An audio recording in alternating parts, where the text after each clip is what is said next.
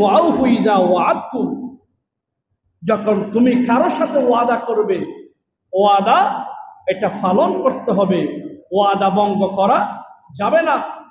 এখন আমাদের মুসলমানের ভিতর সবচেয়ে বেশি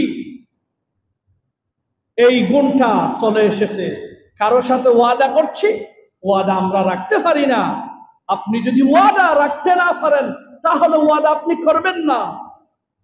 আল্লাহর প্রিয় হাবিব বলেন, আয়াতুল মুনাফিকিনা সালাসা, একজন মানুষ নামাজি, হাজি, গাজী, দরবেশ, পীর সাহেব, মসজিদের ইমাম সাহেব, খতিব সাহেব, ওই ব্যক্তির যদি তিনটি জিনিস থাকে, ওই ব্যক্তি নিশ্চিত মুনাফিক।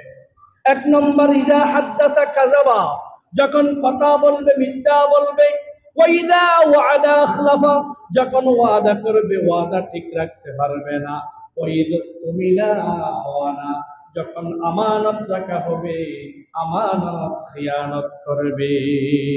এই তিনটি বৈশিষ্ট্য যদি মসজিদের খতিব সাহেবের যদি পাওয়া যায়, যদি কাবা শরীফের ইমামেরও পাওয়া যায়, আপনি নিশ্চিত মনে করবেন ওই ব্যক্তি ইমাম হতে পারে, খতিব হতে পারে, ওই ব্যক্তি নিশ্চিত টাটকা মুনাফিক।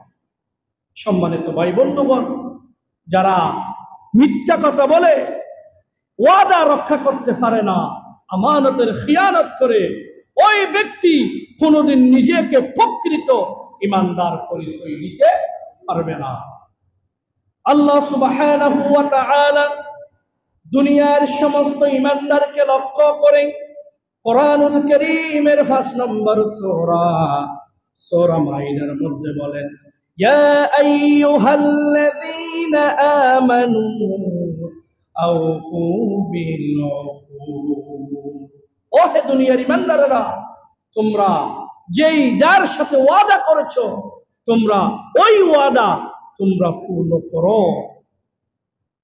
আল্লাহ সুবহানাহু ওয়া তাআলা ভিন্ন আয়াতে বলেন, ওয়া আউফু বিল আহদ ইন্নাল আহদা কানা মাসউলা, তোমরা ওয়াদা পূর্ণ করো।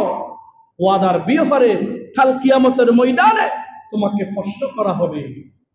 ওয়াদা পালন করা এটা হচ্ছে ইমানদারের একটি বৈশিষ্ট্য।